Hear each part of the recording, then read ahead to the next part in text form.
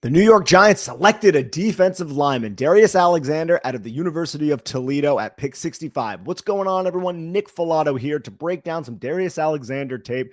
I've been pounding the table for the New York Giants to go out and get a defensive lineman who can complement Dexter Lawrence, not just with his quickness, but also with his ability to play the run. And the Giants found a 6'4", 305-pound, 24-year-old who can penetrate. Watch this man's tape, see his lateral agility, his range, his ability to go from a 4-eye all the way to the A gap like this. That's the element of his game that can be leveraged in these 4-man rushes, whether it be pirate stunts, twists. That's what he did in Vince Kieris's hybrid front defense. Toledo recruited him with the idea that he was going to play offensive tackle, but I'm sure they were very happy that they put him on the defensive line. He had 37 pressures in 2024, 46 in 2025. Some draft experts have said he is Leonard Williams light, and you can see from the movement skills and the bend what they mean. Now, he's not nearly as consistent as Leonard Williams, but the Giants got a guy who is going to thrive destroying offensive linemen's angles with Dexter Lawrence, Brian Burns, Abdul Carter, Kayvon Thibodeau, and Chauncey Golston playing all around him, especially in these 3rd and 5 and 3rd and 6 plus situations. You can align Darius Alexander outside the tackle with Abdul Carter outside of him, forcing the guard to kick all the way out to Darius Alexander, and then you can dictate the center to stay put with Dexter Lawrence. What Shane Bowen can do with the New York Giants front, the sky is the limit. And I just hope that the New York Giants are in enough positions with leads that they can allow this feared pass rush to pin their ears back, whether it's 4-man, simulated pressure, blitz. You got Dexter Lawrence. There's just so many bodies there. But without further ado, let's just get into the tape. We'll start here with some run defense from Darius Alexander. Number 9 has a natural feel on how to split double teams and how to find a way around blocks. It's one of the aspects of his run defense profile that I really appreciate. Here you can see him. He's aligned as a 3 technique. You got the center and the guard both contacting him. He spins off the guard, and the guard's going to climb up the 6, and then he feels the center, sees the momentum, center's chest pointed to the deck, doesn't have the best position to actually anchor down and locate this block and then mirror and match Darius Alexander down line of scrimmage. So he just spins off of this as well, gets underneath. You can see how he lands that arm, gets underneath, and then just peels right back into the A gap to make the tackle. A lot of plays like this, and you'll notice all throughout this tape how frequently, or how infrequent, maybe I should say, Darius Alexander is when it's just, hey, I'm over the top of the guard and I'm going to attack the guard. This guy is constantly slanting. He's constantly twisting and stunting and exchanging gaps.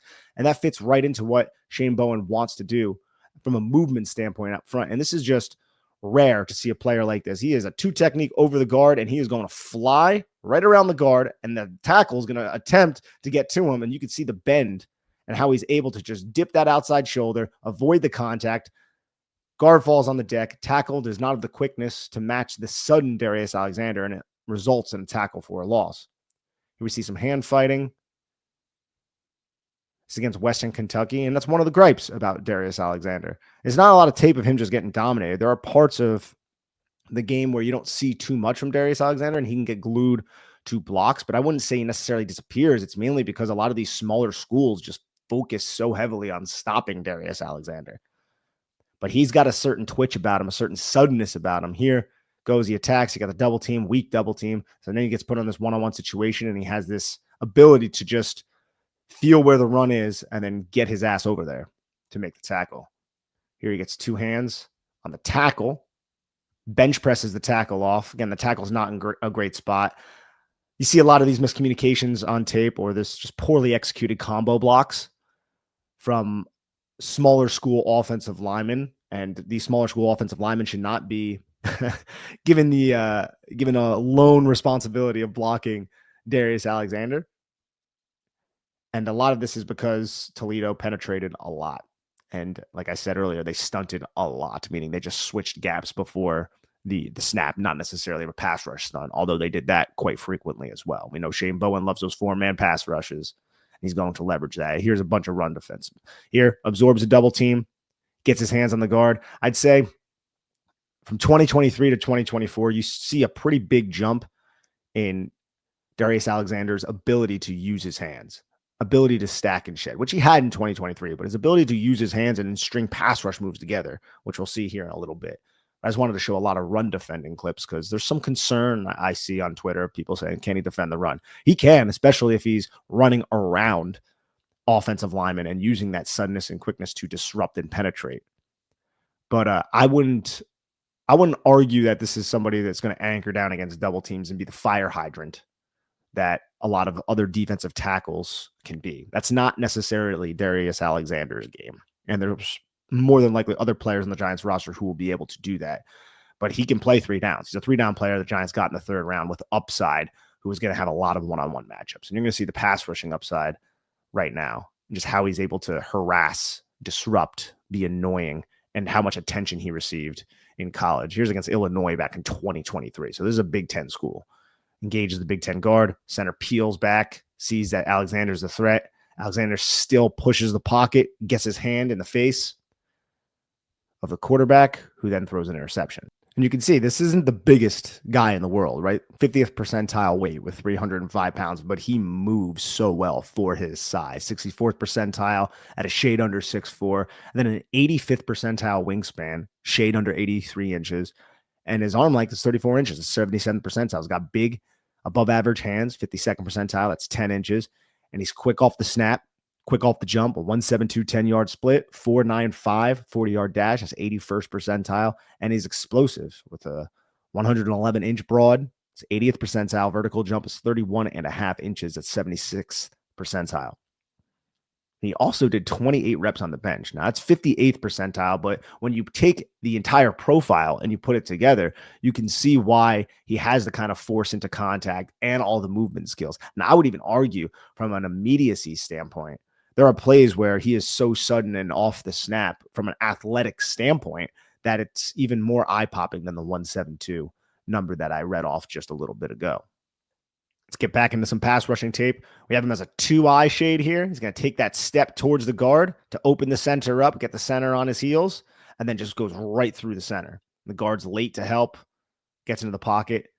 That's against Pitt, too. Pitt's not a small program. It's a good program. It's in the bowl game. Here again against Pitt, breaks into the pocket. Look how he uses his hands. Gets to the half-man relationship. Lock out. Get your hips up into the upfield hip of the offensive lineman, break the contact, and then get low. And that's the part about him that's unique, is he can get low still, maintain a low center of gravity through contact, and get into that pocket. Lands the rip move. Look at that bend right there. He's able to present his nameplate and his back numbers to the offensive tackle. Ends up an interception. Here again, the hand usage. Aligned as a 3. Go and attack the center. I love those little micro steps that he takes just to throw off the angles and set up a more advantageous position for himself. Takes that one step towards the guard. Center opens up and then aggressively goes the punch, getting himself off balance. Alexander engages with both hands. Looks like they're grabbing hands. And then 77 sinks his ass, trying to reestablish an anchor. But as he's sinking his ass, as that's happening, Darius Alexander has this natural feel to just get to a subsequent pass rushing move. And he does by just grabbing the inside shoulder and swimming over the top. Quick, smooth arm over move. Separate. Get into the pocket, force a flush, incomplete pass. Here again, just engages, bullies right back into the pocket against Western Kentucky, 2024. It's more of just a bull rush. And it looks like 78 isn't doing a terrible job. He concedes some ground, but you could see what I love here is Darius Alexander, how tight his elbows are and how he fits his hands. And you can see how 78 doesn't have any ability to gain access to Alexander's chest because Alexander's a long guy and he's powerful. So now you're on skates if you're an offensive lineman, but everything's tight for Darius Alexander there. And look, you can see 78's trying to grab something. There's nothing to grab. There's nothing to grab, 78. It's okay, but there's just nothing to grab. And then he's able to crash right into the pocket to force. I believe that was a stop. I don't think that was a sack. But I could be wrong. Here we're going to see 9. Just an insane club move. 3 technique, just whack club. And look at the separation. And look at the range. There are some other clips you're going to see in a little bit. The range that Darius Alexander has to cover ground. Gets right up against the running back. Quarterback does a good job getting rid of the football here. But the lateral agility and the ability to generate force off of a side step on the line of scrimmage to then cover a bunch of ground and get 2 gaps over. It's very impressive for a man of this size. And then his ability to bend through the contact once he has the half-man relationship. It's all of those things with Darius Alexander. Then you think about him with the team that he's on right now. Here he's getting glued to 55. This is something you see sometimes where he gets stuck to the block, but he's resilient. He's going to try to get off. And you can see there's holding there by, by both players, but with 9, he's just trying to get off and then bend around that edge. Quarterback ends up getting rid of it because of somewhat of the pressure. As another thing you can notice throughout a lot of these clips is he's used all across this front. And here's a great example of that. He's outside of the tackle. He's outside of where this is, you could say a 5 technique plus. He's outside of that. And then you could see the player right next to him to his left. This is going to be, the Giants use this front with Shane Bowen often, whenever they're in passing situations. And that's going to force, again, the guard to kick all the way out to 9 and cut off that angle. That's a lot of space for the guard to screw up. And that's a lot of space and time for Darius Alexander to take advantage of. And that's exactly what happens here, because the tackle's got to account for 10. If this is a 5-man protection or even a 6-man protection, and you have some threats on the other side, because it's a 5-man pass rush, you're getting this one-on-one matchup, and Alexander can engage and just push right through, just because the guard did not put himself into a sufficient spot to cut off that angle upfield. But Alexander can also hit you with a spin to the inside. He can hit you with a counter to the inside, and this ends up being a sack. You're going to see these types of fronts. Dexter Lawrence over the center. And Dexter Lawrence is going to dictate a lot of attention. And then on the other side, you can have a blitzing linebacker. You can have Kayvon. You can have Burns. You can have Abdul Carter. You can have Golston. You can have one of the players I just named next to Darius Alexander. It's one of the reasons why I'm excited. At pick 65, this is a good selection, and it fits what the Giants want to do defensively. Here against Pitt, he just drives this guard right into the deck. Like, look how he keeps them hips low, and he generates force, explodes low to high, and then he lands that inside arm and just goes back. Guard was not paying attention for that. Here we're going to see him to the left. The circle's not necessarily over it. He is in a 4-eye shade.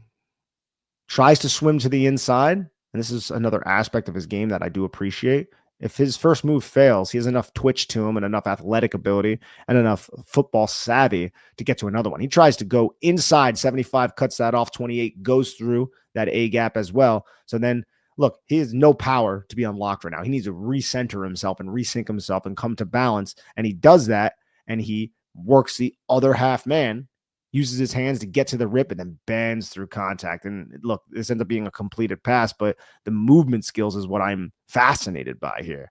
Look at those feet. Look how he's able to bend. Like that is rare bend for somebody over 300 pounds to do this. This is not something you see often. Look at that angular body right there through contact. Turns the tight corner and forces the quarterback to step up. If one of his teammates were even in the area code here, this would have been a sack. Another rush, just good luck with the running back trying to help. You can see just the will to win here. Now, that will is going to be stifled a little bit in the NFL. It's not going to be as easy to get these wins, but he's also not going to receive double teams all the time, triple teams even, which is what happened quite frequently for Darius Alexander in 2024. Another range, man. He's a 4-eye shade here, and he's just going to go all the way to the opposite A gap and then work his hands. Those hand usage. Push, pull, baby. Arm over. Push, pull, arm over. Your string of moves together. Natural right there.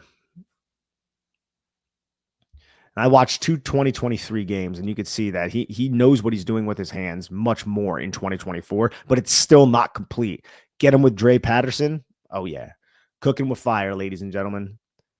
Here's another one of those plays that I was referring to earlier. Range, baby. About a 4-eye shade. He's basically splitting the B gap. He's going to kick all the way to the opposite A, and it's quick, and it's fluid, and it's not burdensome for him. It's just lightning quick, right? Get into the pocket. Quarterback steps up and rushes. Here we're going to see just a smart play where he gets locked up by 78. This is in 2023. He gets locked up by 78, and he doesn't get frantic or anything. He just tries to lock out, realizes I'm not going to win with my power here against 78. So let me get my eyes on the quarterback. All right, he's running this way, and I'm just going to collapse to the backside here into the B gap and help come away with this sack/TFL. Now we're going to see some coverage snaps from him. Shane Bowen was dropping Dexter Lawrence into coverage in the red zone, something he does sometimes here. Flow underneath, has a feel for it. And then the final snap. Pick 6, baby. In the bowl game, Darius Alexander. Now look at this natural athlete taking it up the sideline. Play some music here if YouTube wouldn't take it down. But hey, that's all the plays I wanted to go through. This was a quick and easy breakdown, just showcasing what he can do from a run defending standpoint. A lot of it is penetration. A lot of it is slanting. That's what he did at Toledo. Doesn't mean he can't anchor against base blocks and then find ways to defeat them. I think that's within his wheelhouse, but this isn't a 2-gapping type of defensive lineman that you're going to have be that stump in the middle of your defense. Can he gap in a half? That may remain to be seen at the NFL level, but if you need a disruptor, somebody who's going to penetrate, somebody who's going to exchange gaps, Darius Alexander fits that from a run defense standpoint. He's going to offer all of those things plus some as a pass rusher. The Giants needed somebody to complement Dexter Lawrence. They needed somebody who could really round out this defensive line and not be a liability as a run defender, but also be an asset as a pass rusher. And that's who they found here at pick 65 with Toledo's Darius Alexander. Thank you, everyone. I'm Nick Filato signing off. Please like, subscribe, comment on this page. Take care of each other and have a lovely day.